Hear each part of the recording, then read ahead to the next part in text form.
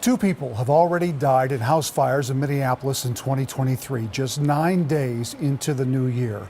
Firefighters say the most recent happened overnight when they responded to a home on the city's north side off 45th Avenue North and Osseo Road. A man inside was taken to the hospital and later died. For situations exactly like that, the city is asking people to shovel out their fire hydrants, saying one buried in the snow can cost firefighters valuable seconds. All the blue dots represent a hydrant, more than 8,000 of them in Minneapolis alone. And it's not just Minneapolis. Fire chiefs across the metro are making this plea. Danny Spiewak joins us live from St. Louis Park, where there's still some work to be done. Danny? Well, you really don't have to go very far to find one of these buried hydrants. I'm standing here in the middle of Excelsior Boulevard in St. Louis Park, and look what we have here. I'm not trying to call anybody out, but this is a problem for fire crews and first responders. This is not what they want to see when they show up if there were an actual fire that they had to deal with and put out. So they're putting that call out again. Clear those hydrants. As the snow piles up in the Twin Cities, I measured snow in my backyard the other day and it was 16 inches. the fire hydrants in Mark Purdy's St. Louis Park neighborhood seem to have disappeared. I haven't seen any of them that look like they're dug out. That's a concern for St. Louis Park Fire Chief Steve Coring. You know there's supposed to be a hydrant somewhere.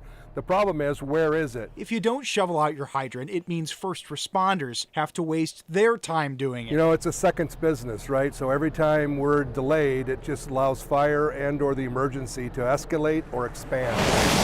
You'll find some of these buried hydrants across the metro, including parts of South Minneapolis. Is this my opportunity to put a plea out? Here's Minneapolis Battalion Chief 2 Stephen Swanson at the scene of a house fire Sunday night. If you have a hydrant on your block that is covered, please get out and shovel it. We are doing our level best to get out and do what we can, but we're not going to be able to get every hydrant.